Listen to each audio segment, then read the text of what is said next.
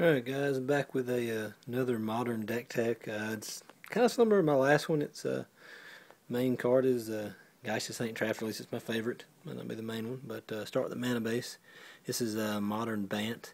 I got one Godless Shrine because, well, I don't have another Hallowed Fountain, and I don't have a breeding pool, and I might splash black in the sideboard. You know, why not? One Godless Shrine, two Temple Garden, one Hallowed Fountain. The fetches are one Rainforest, two Mesas. Down here we've got three Hinterland Harbors, like I said, because I don't have breeding pools. Wish I did. Two Seachrome Coast, a couple of these single lands. I got one Moorland Haunt, one Sinjuri Steppe, a Mystic Gate, a Pendle Haven, and a Ghost Quarter. The Pendle Haven's in there because I've got, well, the Moorland Haunt makes 1/1s, and I've got another card that makes 1/1s. So it could, it's kind of useful. And it's, worse, it's just another forest. Speaking of which, here's my basics: one plains, two islands, three forests. On to my other spells. I've got one Elspeth Knight Errant, Sword of Body and Mind. I've got three Path to Exile, two Shining Shoals, which I really like them in my other deck, the Spirit deck. I'm not sure about this one. Most of the cards are white, so it's easy to cast without having to pay anything. I've got three Still of the Godhead, one Angelic Destiny, two Cryptic Commands, and two Spell Snares. Now on to the creature base, which is a lot of fun. Got to run three Birds of Paradise, three Noble Hierarch to help get 3 drops out on turn 2. The 2 drops got one Snapcaster Mage, two Quasi-Pride Mage, I never heard that pronounced correctly. Two Lotus Cobra, which Lotus Cobra, I don't know if it's correct to have in this one. I've got in some Sovereigns of Lost Alara going to be coming in.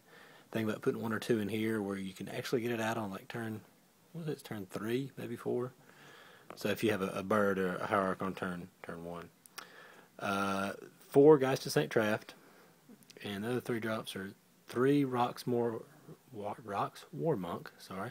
and 4 Neither Reliquary, who's, in any deck with fetch lands or forest or plains is a good card. So just got the Warmonks in. They're actually very good. They in addition to Geist of St. Traft, they also get double pumped by the Still of the Godhead. It already has lifelink, but the unblockable is pretty big, as well as the +2/+2.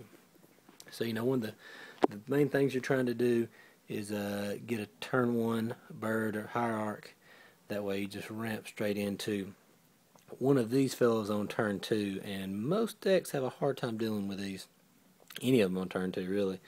I'd rather have the Geist out, or the Monk. The Knight of Reliquary is no slouch, but it's just you get to swing on turn 3 with a at least a 3/4 lifelinker with the Monk, or the Geist. It's going to be a 2/2 with a 4/4 Angel, and most of the time with the Geist, you can either have if you got a hierarch out, it gets exalted because you actually put that.